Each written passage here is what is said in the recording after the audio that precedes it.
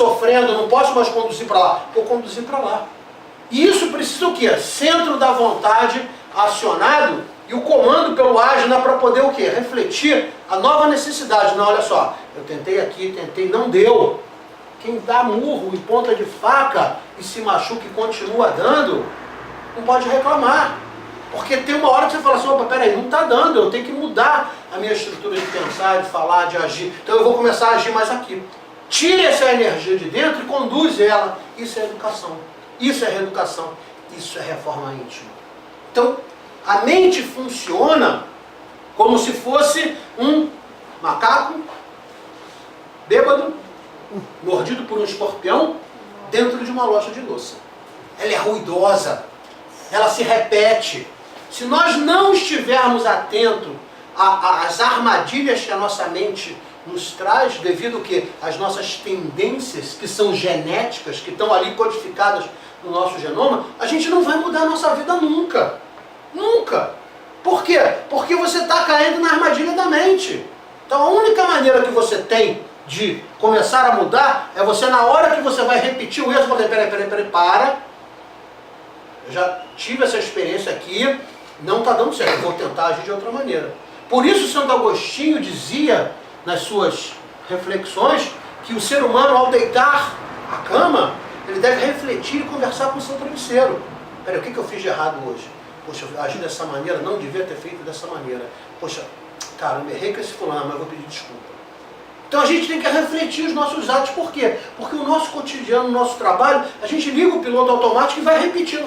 Daqui a pouco você termina o dia, termina a semana, termina o mês e você não fez nada para sair do marasmo que o cotidiano da vida te levou. Que é a reprodução. Por quê? Você está na armadilha da mente. Tá? E ainda soma-se a isso o quê? O problema do aglomerado psíquico. O que é o aglomerado psíquico? Estou fazendo uma revisão. Né? A gente já viu isso tudo com detalhe. O aglomerado psíquico é as múltiplas personalidades que nós assumimos quando nós encarnamos. A cada encarnação a gente assume uma persona, né? Eu tenho um nome, eu não sou Marco, eu estou Marco. Eu já fui João, já fui Maria, já fui Nazaré, já fui um monte de coisa. Né? Nessa encarnação eu estou Marco. Mas eu tive outras personalidades e essa é a top de linha. De todas as minhas vidas que eu vivi até hoje, esta é a que eu sou mais desenvolvido. Aí você fala assim, então peraí, mas eu tenho sequelas de vidas passadas. O aglomerado psíquico é exatamente essa sequela, que são os processos de expiação e processos kármicos. Relações mal resolvidas em outras vidas, que se repetem nessa vida e às vezes são nocivas. Né? Aí você fala assim, puxa vida, mas por que está sendo nocivo? Porque já foi nocivo em vida passada, já foi nocivo em vida retrasada, e vai se repetindo. Né? A espiritualidade diz que nós evoluímos em egrégoras. Né? São grupamentos, né, que têm similaridade, vamos dizer assim, vibracional, e se aglomeram para poder o quê? Começar a se reeducar. Né? Porque às vezes, como né, diz lá no livro Libertação, quando o André pergunta, puxa vida, mas nos grandes abismos você não vai encontrar espíritos de luz? Aí o Gubbio olha para ele e fala assim, vem cá, você acha que seria justo um anjo tomar conta de demônios? Não é. Quem é que toma conta de demônio? Demônio. É real. As afinidades no umbral profundo são o quê? Correlatas à afinidade de quem produz lá o tipo de pensamento, o tipo de palavra, o tipo de atitude. Porque são eles que vão aprender entre si. Né? Você vai encontrar espíritos de luz lá, são guardiões tomando conta de portais. Né? Tem um guardião do lado de cá para não deixar ninguém daqui passar para lá, um guardião do lado de lá para não deixar ninguém passar de lá para cá. Porque existem portais. Né? Alguém viu aí o filmezinho Senhor, como é que é? Doutor Estranho? Né? Lembra lá o médico, quando ele procura a mongezinha, fala assim, não, para, você vai falar para mim agora de coisas do poder da mente e espirituais? Eu sou um cientista, pelo amor de Deus. Ela olha para ele e fala assim, tá! Desloca ele, o corpo dele fica e o perispírito sai. Aí ele, e ela faz isso de forma consciente. Detalhe, onde é que ela bate no plexo? Ela tira o centro de vontade e anula pelo ágina. Ele desloca ele e começa, meu Deus, o que é isso? Eu estou me vendo. filme é brilhante. O cara que fez o filme, que escreveu o filme é realmente fantástico, né? Doutor Estranho. Então, ele é realmente, vamos dizer assim, um ensinamento de que para que a gente se cure, ele vai buscar cura. É isso? Você tem que modificar a tua estrutura de pensar, a tua estrutura de agir. Por quê? Porque tudo que te levou à doença está ali presente no teu cotidiano. Se você não mudar essa forma de fazer, essa forma de pensar, essa forma de agir, a doença vai continuar permanecendo. E às vezes a doença não é você com você, é você com o próximo, é você com alguém.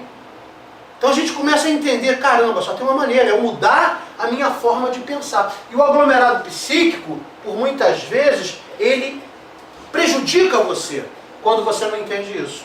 Por isso é que foi colocado no planeta Terra o conhecimento da apometria. A apometria nada mais é do que vamos dizer assim, uma graça divina para que seres humanos, né, com nível de conhecimento mediúnico, possam ajudar outros seres humanos na abertura dos corpos perispirituais a despolarizar os estímulos de memória. Porque esses aglomerados psíquicos, eles ficam o quê? Polarizados na nossa memória. Mas existe sim uma possibilidade, se eu tiver com vontade, puxa, eu quero mudar de vida, eu quero mudar, né? Você vai num local que vai tratar você e você tem disciplina, assiduidade, o mentor olha e fala assim, olha, a pessoa está realmente pedindo, vamos conceder a graça, ou seja, vamos efetivar o conceito da despolarização de memória. Então a despolarização de memória é o quê? É a retirada das mazelas, é a retirada das máculas que te ligam em vidas pretéritas a outros espíritos, né, que por muitas vezes são inimigos. E detalhe, na atual conjuntura não tem obsessor que quer, na realidade, só te fazer mal não. Tá? Na atual conjuntura os obsessores querem te matar. Eles querem te levar para o buraco. Então os porões estão esvaziando e as sombras jogam as últimas cartadas. Então a gente começa a ver que, entendendo como a mente funciona, entendendo essa relação do aglomerado psíquico, eu posso começar a pensar ajuda, né? Solicitar ajuda, porque às vezes a gente não consegue sair sozinho de um looping. Né? Às vezes você precisa de alguém que fala assim, olha, me dá a mão aqui, deixa eu te puxar aqui. Ocupa a tua mente com outras coisas. Ah, eu estou acostumado a fazer isso. Ok, muda a tua rotina, começa a fazer isso. Muda a relação, o ambiente. Então, tudo isso aqui, na realidade, pode se tornar uma armadilha se você não conhece o sistema e o processo de funcionamento dele. Tá certo? E aí, depois dessa aula, o que a gente viu? A importância de saber se comunicar e se relacionar.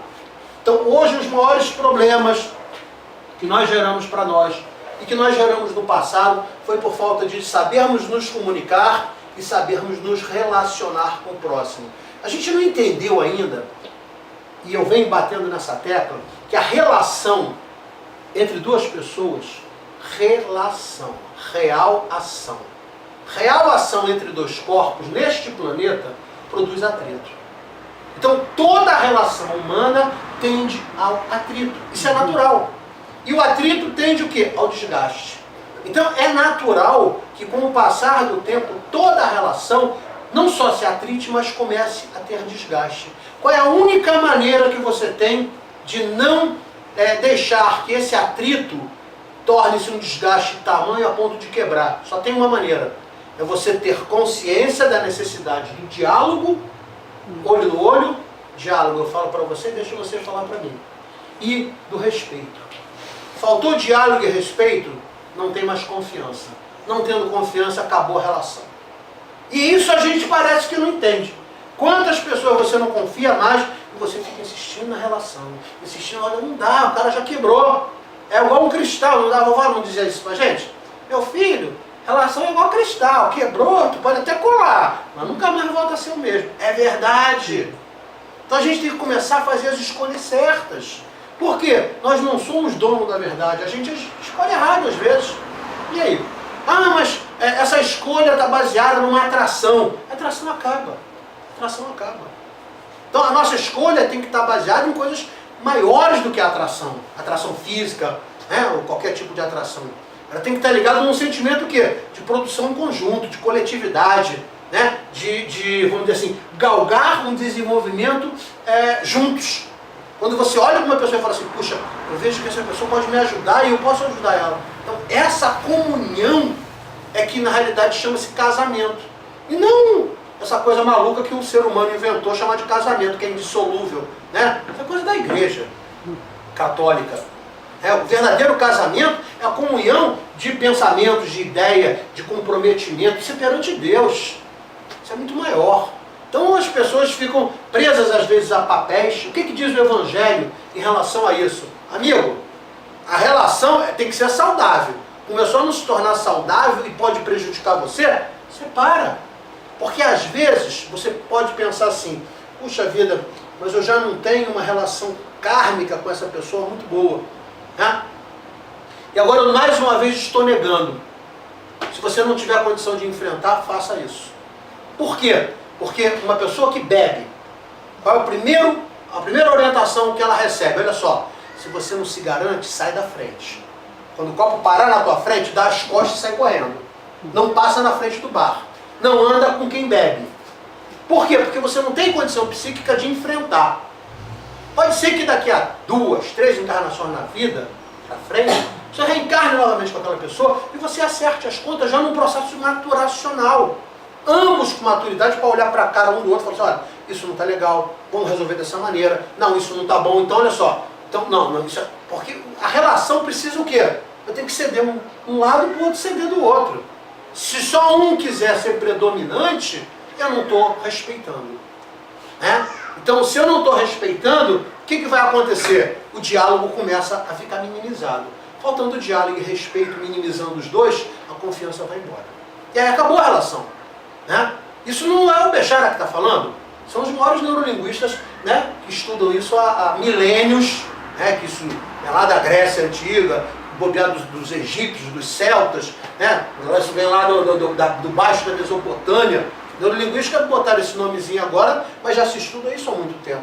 Então a gente viu essa necessidade da gente aprender a se comunicar e se relacionar. Eu acabei dando a vocês, inclusive, um resumo do livro Como Fazer Amigos e Influenciar Pessoas. É um desse resumo, né? Que a gente até brinca assim, fala assim, qualquer idiota pode gritar, qualquer idiota pode se desesperar e ser rude com o próximo. Eu quero ver é você ter compreensão para entender a limitação do outro, é você ter compreensão e paciência para entender que o outro às vezes não está no mesmo patamar que o seu, né? Que às vezes a gente quer cobrar dos outros alguma coisa que a gente não faz, ou alguma coisa que a gente já faz muito bem, né? E acha que o outro tem que fazer igual.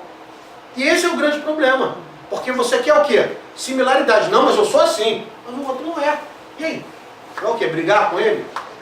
Não, mas você não pode cobrar alguma coisa de alguém que não tem para te dar. As pessoas só dão o que elas têm.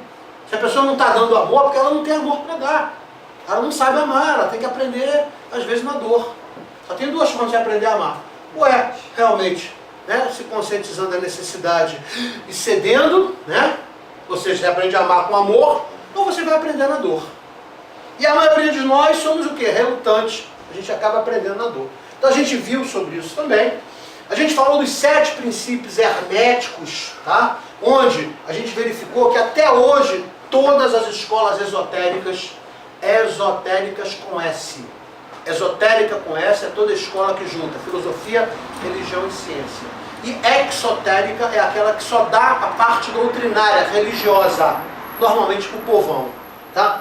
Então, todos os 7 princípios herméticos estão presentes em todas as 7 escolas. E o primeiro princípio hermético é o mais importante de todos, que é o quê? O mentalismo. É através da mente que você se liberta. É através do disciplinar da mente que você começa a entender o que é o processo de mudança e transformação de você mesmo. Como diria Fernando Pessoa, Pai, livra-me de mim mesmo. Porque você tem que aprender a se livrar do seu ego. Que o problema maior não é a luta entre o bem e o mal. É a luta entre a ignorância e o conhecimento. Então a gente tem que começar a buscar que tipo de conhecimento? O autoconhecimento. Em que momento eu sou fraco? O que dispara meu desequilíbrio emocional? O que me tira, né, do centro? O que faz com que eu adoeça? O que faz eu gerar pensamentos que na realidade vão trazer para mim problemas pessoais? O que macula o meu perispírito? A gente tem que começar a se olhar. Como diria também os gregos antigamente, né? A gente inicia o processo de maturação quando eu aprendo a trocar espelho por janela. Quando eu olho para o espelho, eu só me vejo. Quando eu troco o espelho e boto a janela, eu passo a ver o outro. Então a gente usa o outro numa referência de aprendizado, de espelhamento. O que é o espelhamento pela janela? É olhando para o outro, não olhar para o espelho, mas olhar para o outro e ver assim, cara, isso é horrível, nossa, mas eu faço isso também. Então esse processo de espelhamento, né, quem fala um pouco dele é o Stanislavski Grof, na psicologia transpessoal, ele é fundamental. A gente precisa do outro para entender o que a gente faz. Às vezes a gente toma uma atitude errada com o outro, aí você fala assim, puxa, eu magoei o outro. Se você não se colocar no lugar do outro, se você não tiver empatia, você vai continuar fazendo a mesma coisa. Aí você fala assim, caramba, então o princípio hermético traz esses conceitos todos pra gente. Tá? Depois a gente falou da estrutura da matéria. O que a gente viu na estrutura da matéria? 99,9% da matéria de um átomo, vamos pegar um átomo, é espaço. Esse espaço tem o quê? Começa com P. Depois vem o R. Prana. E termina com Ana. Prana. Né? O que é o prana? Né? Que é o nome sânscrito. Né? Prana é energia vital. É energia que consome. É energia que nós inspiramos junto com o oxigênio. Né? E através das mitocôndrias gera o quê? A combustão para o nosso corpo sutil. É através da relação que estabelecemos com o prana que a mitocôndria transforma em energia, nos dá vida e o dejeto é jogado para fora como ectoplasma. Aí você fala assim, então nada se perde, porque esse ectoplasma é transmutado pela natureza e retorna ao prana. Por isso que, desde o momento em que o planeta Terra foi criado, nenhuma partícula se perdeu. Todas as partículas que iniciaram o processo de nascimento deste orbe, deste planeta, continuam até hoje aqui. Porque eles são o quê? Constantemente processados. Lavoisier estava certo. Nada se cria, tudo se transforma. E daí a gente também entende, né, os dogmas religiosos dizendo que o homem nunca criou e nem nunca vai criar nada. Porque está tudo criado. Quem criou é Deus. Quem cria é Deus. Nós fazemos o quê? Nós formamos, nós elaboramos o que já existe.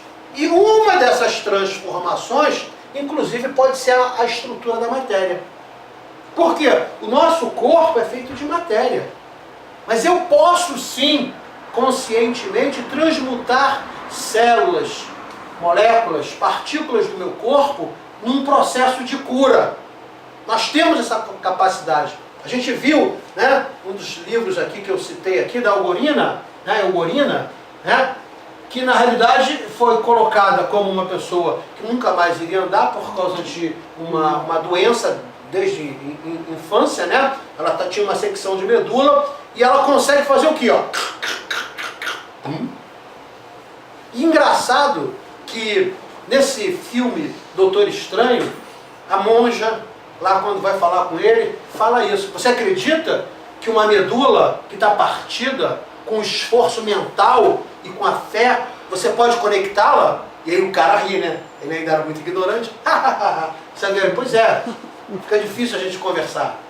Você não conversa com uma pessoa que não tem crença, que não tem fé. Enquanto você não mudar seu pensamento, a gente não consegue conversar. Exatamente. Exatamente. Aí você fala assim, então, a estrutura da matéria que nós conhecemos, tabela periódica, 118 elementos, na realidade é uma porcariazinha. Segundo Stephen Hawking, é apenas 4% do que existe no nosso sistema solar. Estou falando só do nosso sistema solar, que a gente conhece. Tá? Se eu estou falando que é só 4%, eu tenho ainda 23% de matéria escura e 73% de energia escura. Estamos falando de mais ou menos 2.900 elementos, ou partículas, ou átomos, chama do jeito que quiser, dos quais a gente só conhece 118.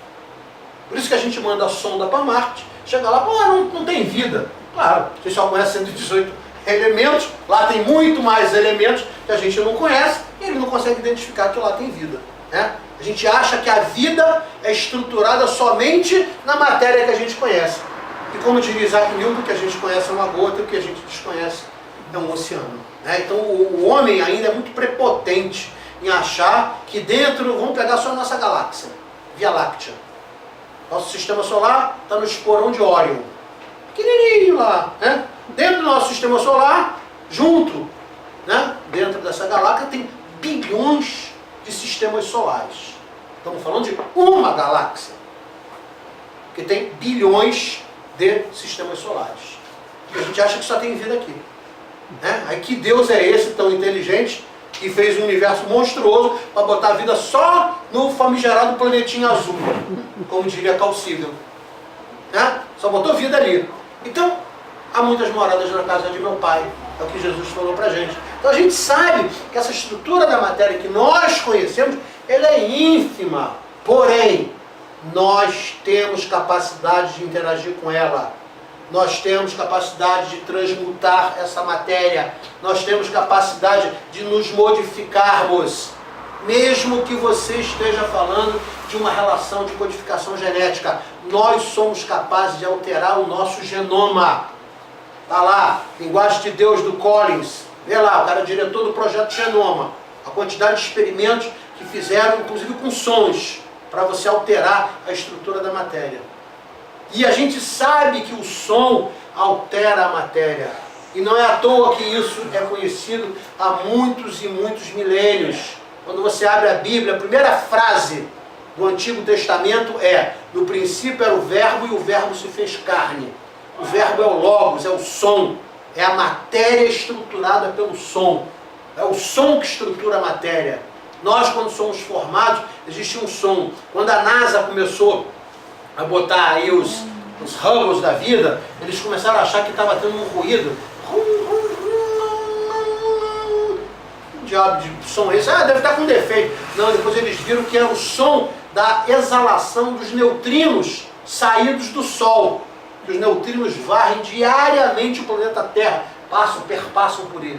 E os neutrinos podem sim alterar a estrutura da matéria se forem canalizados pela qualificação mental. E foi isso que o Eugorina fez no livrinho O Poder da Mente, né? É Poder da Mente? Né? Poder da Mente. E aí o mentor dela, né, dizia: olha, vai pegar sol, pega sol, canaliza o sol, dizendo que o sol pode te projetar uma relação de cura, né? E ela, com fé, intervém na estrutura da matéria dela e se cura. Se cura. Pô, mas o mentor dela também, né? Era um cara super conhecido, né? Não interessa. Esse conhecimento está aí pra gente. Então a gente viu isso também. A gente viu quais são os defeitos, né? Que a gente viu que é uma correlação de 15. E como é que esses defeitos se relacionam numa relação de despolarizar e polarizar. Né? Então, por exemplo, se eu tenho orgulho, a contrapartida do orgulho é o quê? A humildade. Então, é como se fosse, né, um conceito aqui de polarização. Imagina que o orgulho está aqui, né, desse lado aqui, e desse lado aqui está a humildade. E eles caminham junto. Então, por exemplo, aqui é mais, aqui é menos. Quando eu empurro para mais o orgulho, o que acontece com aqui é mais, menos, mais. Tá? Quando eu empurro para lá, para mais o orgulho, o que acontece com a minha humildade? Vem para cá para o menos. Mais, menos, mais. As extremidades são mais. Se eu puxar para cá a humildade, o que vai acontecer com o orgulho? Vai caminhar para menos. Isso é que é despolarizar e polarizar. Então a gente tem que aprender o que eu tenho que polarizar. A gente viu isso. O que eu tenho que despolarizar? Como é que eu polarizo ou despolarizo? Mentalmente, a mente qualifica a ação. É óbvio que, né, a gente viu as relações de canalização fluídica. Você tem, né, momentos de relação. Para isso, você tem que entender o que? O sistema de chakras, que foi exatamente a aula seguinte. A gente estudou a anatomia e a fisiologia do corpo sutil. A gente estudou a relação dos chakras e suas funções e distúrbios. Como limpar um chakra, como energizar, como alinhar, como proteger a energia recebida, né, ou passada, que aqui no caso é o escudamento. A gente viu tudo isso. Vocês têm material que explica em detalhes sobre isso. O que tem que estar faltando agora? Prática. Vocês têm que acreditar que vocês podem sim. Ah, puxa, mas eu não estou preparado. Você nunca vai estar preparado. Se você esperar estar preparado, a monja fala isso lá pro cara também, né? Se você esperar estar preparado, você não vai fazer nunca. E é esse medo que muitos médios têm. Ah, eu não estou preparado ainda. Amigo, vai trabalhando que o preparo vem. Se você esperar as melhores condições para fazer as coisas, você nunca vai fazer nada. Então, a gente viu que, entendendo as relações de polarização e despolarização, eu tenho que olhar para mim e dizer o seguinte: onde é que eu sou fraco? Ah, eu sou impaciente. Ah, eu sou intolerante. Ah, eu tenho maledicência. Ah, eu tenho orgulho. Ah, você tem um monte de coisa. Agora, se você quiser atacar todas de uma vez só, você não vai conseguir nada. Então você tem que fazer o quê? Você vai ter que escolher, olha só, eu vou ficar 2 semanas só monitorando e verificando a minha impaciência. Eu vou ser calmo. Aí parece que, né, quando você faz esse desafio para você mesmo, a espiritualidade te coloca 382 situações para mostrar que você pode fracassar. E a maioria de nós fracassa. A partir da próxima aula é que eu vou passar a metodologia de como é que a gente vai frear os nossos impulsos de defeitos humanos. Tá? Isso é uma metodologia para você fazer isso. Sozinho você não faz. Não adianta. Por quê? Você cai no piloto automático, cai no automatismo, é muito trabalho, estou muito cansado, todo dia você tem problema, todo dia vai acontecer um imprevisto e você não vai fazer isso nunca. Vai desencarnar e falar assim: puxa vida, quanta oportunidade eu tive de fazer a minha reforma íntima e eu não fiz. Não desencarnem com essa consciência, por favor. Não desencarnem com essa consciência, porque isso vai ser cobrado de vocês. Assim, eu botei um gaiato lá para falar para vocês esse troço aí, vocês não entenderam? Eu sou o gaiato, sou eu. Né? E quando eu falo, eu também escuto, ó. Né? Aquela boca que fala, a mais próxima que ouve, são as meus próprios pavilhões auditivos, né? Então quando eu falo para você, eu também, eu tenho que botar isso em prática, né? Quando eu comecei a ser instrutor espírita, eu trabalhava num bairro, né? Não era lá muito grande, perto da praia e tal. E aí eu ficava pensando assim: já pensou se eu me desequilibro, fico nervoso, o cara me dá uma fechada e eu xingo ele, você, seu cachorro, não sei o que, não sei o que lá. Eu falo um palavrão fofinho, né? Seu ursinho de pelúcia, feio, né? E o cara fala assim: assisti sua palestra lá sobre o Evangelho. Já imaginou o mico que seria? Eu falei assim: bom, na pior das hipóteses, como eu não tenho controle, eu vou andar de vidro fechado. E eu não abro ele, mas nem que o cara diga que vai me matar. Foi a primeira forma que eu encontrei de começar a conter a minha má inclinação. Então, essa metodologia que a gente vai falar é exatamente você identificar em você o que vai conter inicialmente o quê? O gatilho. Porque nós somos vítimas do gatilho. Você tem que começar a entender o seguinte: o que dispara o meu descontrole emocional? O que dispara o meu descontrole sentimental? O que dispara o meu aborrecer? É ali que tu tem que agir. A metodologia vai falar exatamente sobre isso. Então, nós vamos ter mais uma aula, né? Vamos encerrar dia 24, porque muita gente está com compromisso dia 1 e tal, a gente encerra. Mas né, nesse material que eu vou passar, vai ter um bom material de estudo, de prática. Tem que ler e falar assim: isso aqui, a metodologia está aqui, eu vou botar a metodologia lá. É aqui que eu vou me controlar. Aí você vai fracassar na primeira vez. Você vai fracassar na segunda. Você vai fracassar na terceira. Mas você vai persistir. Porque vencedor é aquele que conseguiu assimilar vários fracassos e continuou achando que podia mudar. Esse é o verdadeiro vencedor. Ninguém nasceu pronto. Ninguém nasceu com autocontrole e fala assim: não, eu me controlo. Não, eu li aqui, agora eu vou botar em prática. Eu li Joana hoje, nossa, eu vou fazer tudo. Não vai, não vai. Não vai. Você vai errar. Você vai fracassar. Vai olhar: como é que pode? Tinha tudo para acertar e errei. Mas na próxima você vai tentar e vai conseguir. Não deu. Na próxima você vai.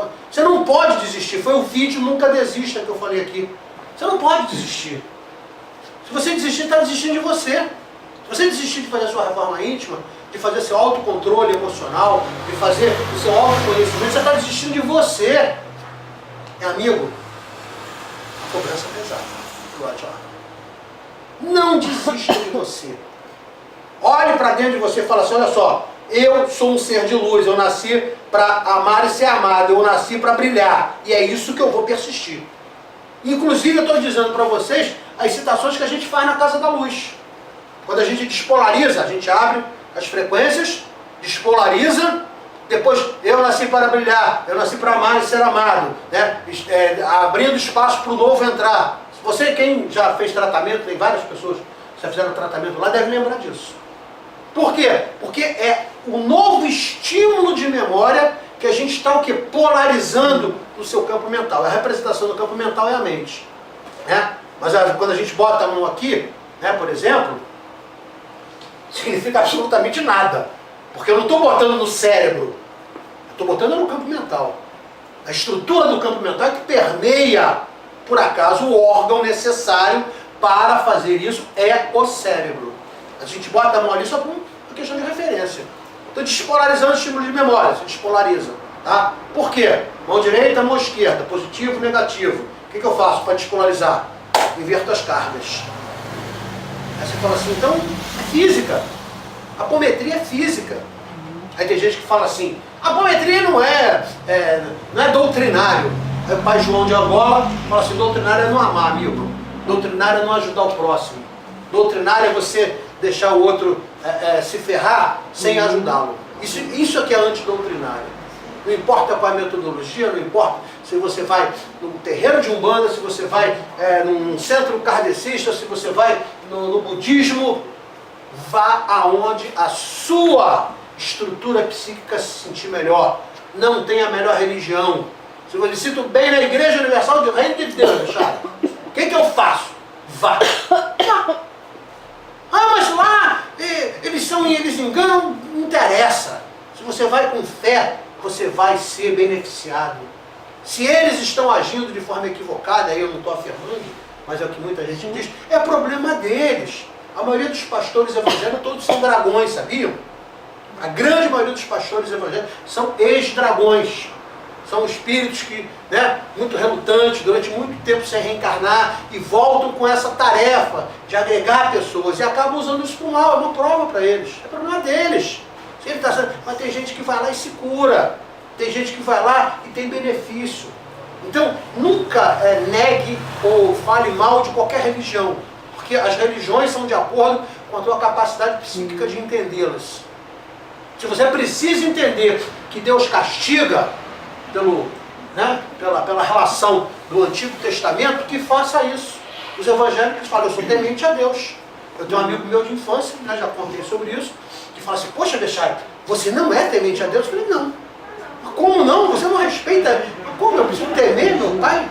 Ele é meu pai, me dá uma oportunidade todo dia para fazer diferente. Por que eu tenho que temer ele? Eu não sou temente a Deus. Eu respeito Deus, e se eu respeito Deus, eu me respeito, porque o Deus que me habita é imanente em todo o cosmos. Então, para respeitar Deus, eu tenho que me respeitar.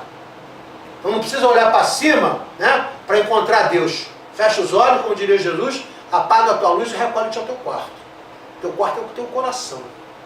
Apagar a luz é o quê? Tirar a relação sensorial. Que a gente vive nesse mundo o quê? Buscando gratificação de sentido. E esse é o problema do ser humano. Que a gratificação de sentido, ela é efêmera e temporária. Ela não te alimenta, não te produz, não te leva para lugar nenhum. É igual cadeira de balanço, já viu? Tem gente que está, estou preocupado. Aí eu olho assim, legal. Igual cadeira de balanço. Preocupação, te dá muito movimento, mas não te leva para lugar nenhum. Fica parado ali, no mesmo lugar. Isso é preocupação. Aí você fala assim, então até quando eu vou ficar preocupado? Pré-ocupado. Você ocupa a tua mente com uma coisa que tu não pode resolver. Aí gera o quê? Ansiedade, estresse. São doenças da humanidade ansiosa, que quer que as coisas se resolvam no seu tempo. E esse é outro problema da humanidade. As coisas não vão se resolver no seu tempo. Vão se resolver no tempo de Deus. Às vezes, você precisa passar mais tempo por aquela dificuldade para aprender, que você ainda não aprendeu. Então, qual é a relação? Pai, não aguento mais sofrer. Dá para você me dizer aqui, me dá uma dica aí, o que eu tenho que aprender para sair desse looping? O que André Luiz faz? Depois de ficar lá 8 anos no umbral, dobra o joelho e fala assim, eu não aguento mais, pelo amor de Deus, me ajuda. Aí o mentor aparece, estamos aqui querendo te ajudar, mas tu até agora não tinha pedido ajuda. Então a gente tem que começar a entender o que Jesus falou. Batei e abrir-se-vos-á. Bate na porta, que a porta se abre. Mas a gente não quer bater. A gente acha que a gente resolve. A gente acha que a gente é dono do nosso destino. Isso é mentira. Você não controla nada. Nós, a Joana fala isso também, nós não controlamos absolutamente nada na nossa vida. Nada. O que você faz é aprender com os movimentos que a vida vai te levando. Porque Deus sabe o que nos espera e o que é melhor para nós. Ajudar as pessoas a se curar, eu tenho que primeiro me curar. E para isso eu tenho que ter conhecimento sobre esses sistemas aqui. Feito isso, nós estudamos aqui a criação dos elementais artificiais e as parasitoses. Ou seja, como é que nós somos nocivos conosco mesmo, criando elementais artificiais. Criando, na realidade, parasitas, né? E por muitas vezes, quando a gente não cria o parasita, a gente manta o parasita frequentando um ambiente mal qualificado. Né? Ah, olha só, eu estou sempre com prece, eu ando com o evangelho debaixo do braço. Né? Tem gente que pensa que o mentor é desodorante, né? Vive debaixo do braço da gente. Não é. O mentor tem que ser chamado, tá? A gente imagina, tem gente que imagina que o mentor fica 25 horas por dia do teu lado. Aí tu dorme, ele fica ali do teu lado de guarda, né? Um escudo tomando conta de você. Não é nada disso. Ele é um trabalhador que trabalha, tem compromisso na área espiritual com outros irmãos, ele tem a sua própria evolução também, ele é um pouquinho melhor que a gente. Pensa, o meu mentor não, meu mentor é um anjo, um arcanjo quase, né? Não é nada disso. Ele simplesmente é um irmão, é um amigo, é um espírito que ama você e no momento que ele está desencarnado, ele vê a possibilidade de te ajudar, porque te ajudando ele também está se ajudando. Porque nenhuma ovelha fica desgarrada. Nenhuma ovelha, né? Os espíritos superiores não conseguem entender que, por exemplo, um sistema solar possa evoluir tendo um planeta atrasado. O que eles fazem? Eles pegam como voluntários espíritos mais evoluídos de outros planetas e vêm encarnar naquele planeta mais atrasadinho, que é o que está acontecendo nesse planeta Terra, para poder o quê? Dar um impulso, né, na melhoria social, das estruturas econômicas e sociais do próprio planeta, que é o que está acontecendo aqui. Que é o que está, na realidade, vai aumentar a média do padrão do intervalo vibracional do planeta. Para a gente sair do mundo de expiações e provas e entrar no intervalo de regeneração, eu preciso ter o quê? Um nível individual de padrão vibracional maior. Para a média poder comportar o quê? Um novo intervalo. Então é matemática, eu estou falando de matemática. Então eu preciso de espíritos mais evoluídos, vibracionalmente falando, para aumentar o planeta, ou seja, o padrão vibracional do planeta. Para eu poder sair do mundo de expiações e provas e adentrar o mundo de regeneração. Segundo Joana, né, sob a pena de Edivaldo, lá por volta de 2054 a gente está terminando esse processo, que ele já se iniciou. Nós já estamos num processo de entrada, saída, né, mix, híbrido, entre o mundo de expiações e provas e o mundo de regeneração. Para isso eu tenho que fazer o quê? Botar para fora, expurgar, fazer um processo de emigração dos espíritos que não têm mais condições de continuar no planeta. Por quê? Densidade muito alta. Densidade muito alta, vibração muito baixa, não tem condição mais de ficar aqui. Né? E aí você entende Jesus falando, os mansos e pacificadores herdarão a terra. Que a terra que ele fala, né? Muita gente achava, é a terra que ele falava, era lá do arado, da agricultura, não, está falando do planeta mesmo. Tá? Bom, então a gente viu essa relação da criação dos elementais, né, dos artificiais, tal, como é que você limpa, como é que você evita isso. Né? A gente viu as técnicas de autodefesa psíquica, ou seja, não adianta você achar que vai sozinho, frequentando a casa espírita, tomando passe, bebendo água fluidificada e não sei o que você vai estar livre dos ataques. Não vai. Por quê?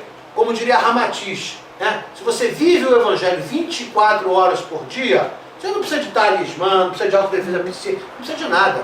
Você por si só faz um nível de escudamento em você, porque você vive o Evangelho.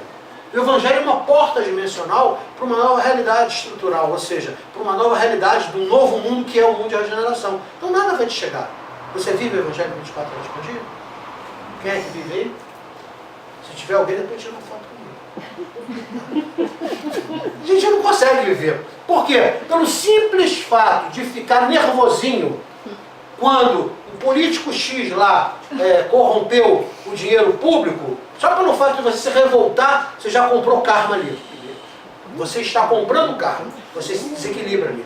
Pelo simples fato de você ficar revoltado de um assassino, né? Um pobre coitado. Pobre quando eu falo no sentido de alma, né? Cometeu um suicídio bárbaro, nojento, tem que meter a bronca nesse cara, tem que bater nele mesmo, que fique 200 na cabeça. Naquele momento ali você já está comprando problemas para você. Né? Quando o povo americano, em votação, em pensamento, manda invadir o Iraque, o Afeganistão, e N países, né, que os Estados Unidos já, de repente, invadiu com o apoio da população, eles estão comprando um karma coletivo do planeta, que vai ter que ser reequilibrado. E por muitas vezes pela natureza. Né? Uma abertura da falha de Santo André, afundamento da Califórnia, uma tsunami muito grande, um terremoto. Olha a carreta de rodas aí. Né? Então a gente começa a ver o seguinte, não tem, como diria no céu e inferno, não tem um centil que vai deixar de ser pago. Então cuidado com o que você se associa, cuidado com o que você vê na televisão, cuidado com as pessoas que saem, né? A pessoa que sai com você, vamos sair, vamos. Pô, hoje não estou bem, cara, não, sabe o que acontece? Pô, entrou de manhã, briguei com o meu chefe. Um problema sério, aquele cara, olha, ele deve ter mulher. Deve ter problema, o cara começa a falar mal, sabe aquele hard? Ele anda, vem uma nuvem em cima, cheio de raio. Sai de perto desse cidadão, amigos, foge dele. Você não pode andar com pessoas que te botam para baixo. Você não pode ficar vendo o repórter de manhã você já acordei, acordei agora com Jesus no coração, aí tu liga a televisão, foi estuprado, não sei o que, morreram 22 num acidente, eu não sei de quê. Caramba!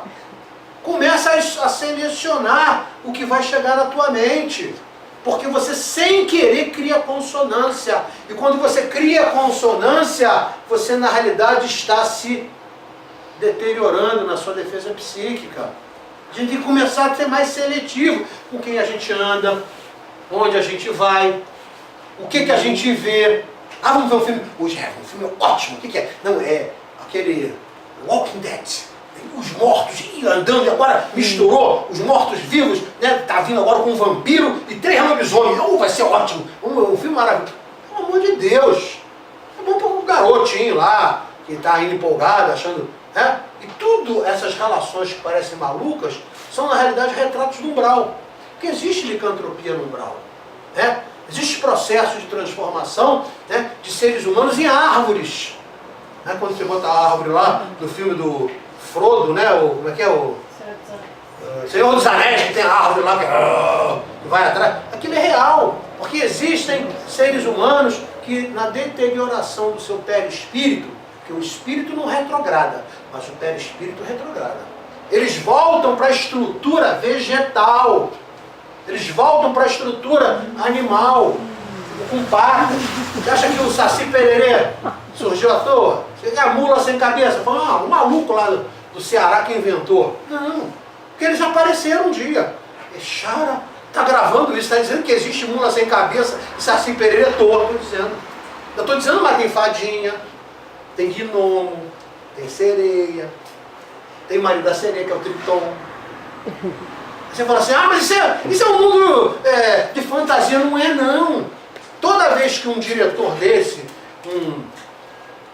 esses diretores aí de cinema, né, famosos, quando ele faz um filme, eles são levados numa estrutura para entender que aquilo é real. Aquilo é uma forma de preparar a humanidade para uma nova realidade que vai surgir. Né? Quando o Leonardo da Vinci começou a projetar paraquedas, submarino, esse cara é louco. E negócio de sair, quem voa é passarinho. Né? E negócio de homem andar debaixo da água. Não existe, aí. Tá tudo aí. Então, na realidade, nós somos seres humanos, somos preparados. E esses diretores de arte, esses diretores de filmes aí, né? Eles vêm já com essa missão de preparar, eles são levados. Né?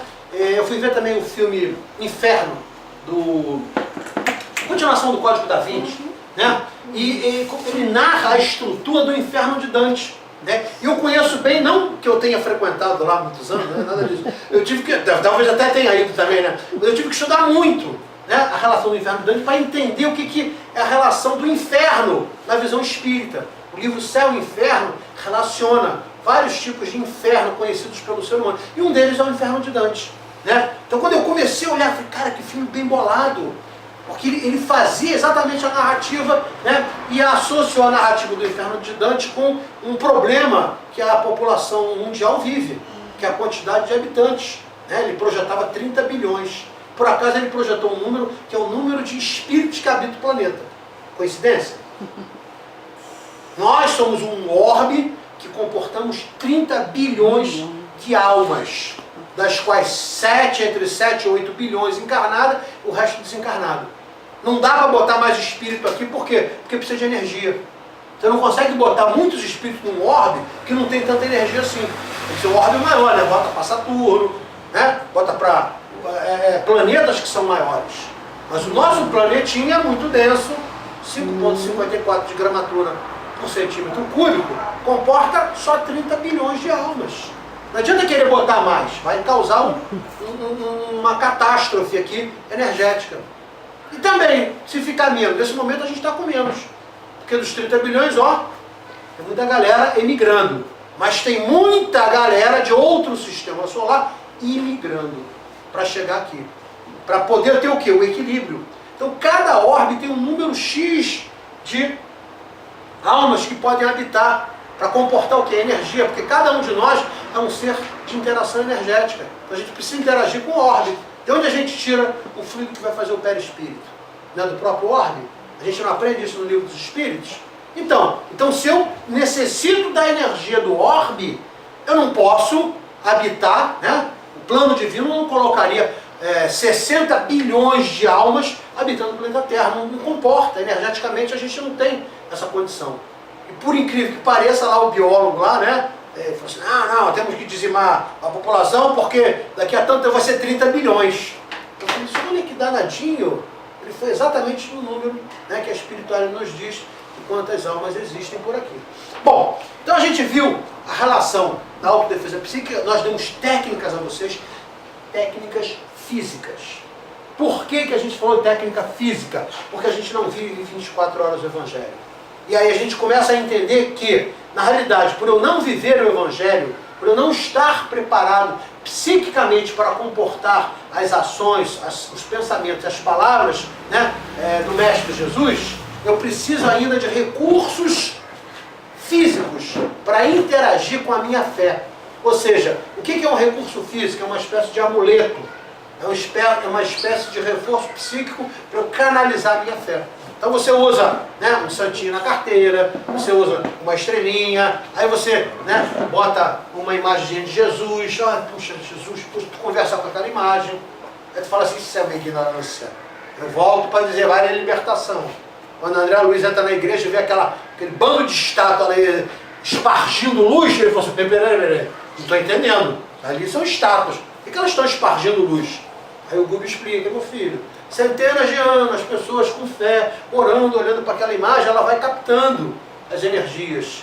E como nós vivemos num universo de troca constante, essas energias retornam para o ambiente. Você passou para aquela estátua está te devolvendo. Eu nunca critico alguém que usa de imagem. Não, espírita que é espírita, não precisa de quadro, não precisa de nada, é tudo mental. É, legal.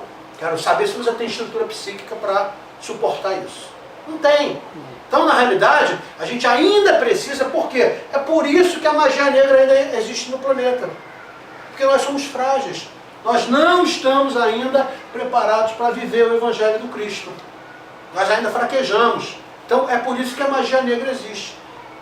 Enquanto verter sangue no planeta Terra, na matança desmedida de animais, esses matadouros aí, né? A gente vai ter processos kármicos no planeta. Por quê? Porque a gente verte sangue de inocentes.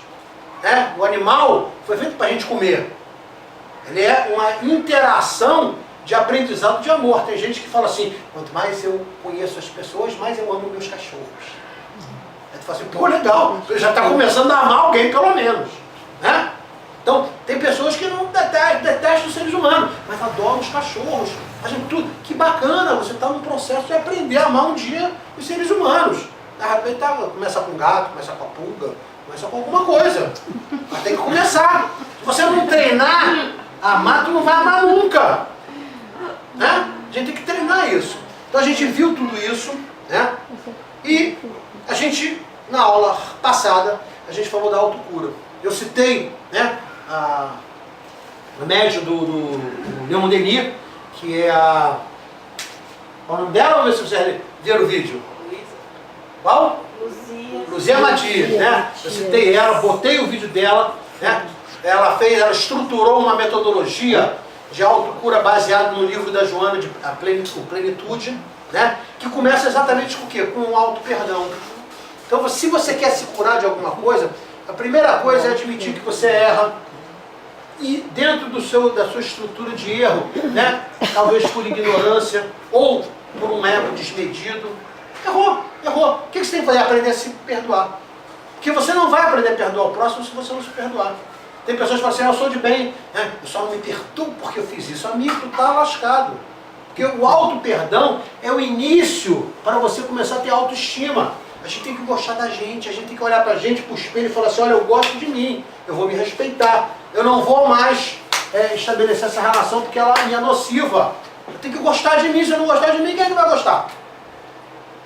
Como é que eu vou amar o próximo se eu não consigo amar a mim mesmo? Como é que eu vou dizer que eu amo Deus? Repara, amar a Deus sobre todas as coisas e ao próximo como a si mesmo. Ele estabelece como base o amor a si mesmo. Por quê? Porque Deus está em nós. Deus é imanente, onipresente e onipotente. A presença de Deus está em nós. Então se eu não consigo me olhar e me amar, eu não consigo amar ninguém. Eu nunca vou entender, né, que o Deus que me habita é imanente de todo o cosmos e está presente no outro. Se eu entender que Deus está presente no outro, como é a palavra namastê, Deus que me habita, saúda o Deus que te habita, eu sempre vou o quê? Desrespeitar o próximo, porque eu não vou entender que aquele próximo é portador de Deus. Então eu vou respeitar, né? Pega uma galinha e chama ela de Florzinha. Cria ela desde pequenininha. Ô, Florzinha, cria, aí bota ela na cama, dá chupetinha e dá leitinho. Né? Aí um dia seu irmão fala assim, vamos pegar a Florzinha e vamos botar na panela. Mas nem morto. Por quê? Você caracterizou uma personalidade para ela, você estabeleceu uma relação com ela. Quando você estabelece uma relação com o animal, você não tem coragem de matar. Por isso aqui a gente despersonifica. Por isso que os assassinos profissionais, eles falam assim, eu não quero saber quem é. Diz só, né, eu não vou olhar no olho no olho. Ele não quer olhar no olho quando ele vai matar o cara. Ele fala assim, não, é despersonalizado.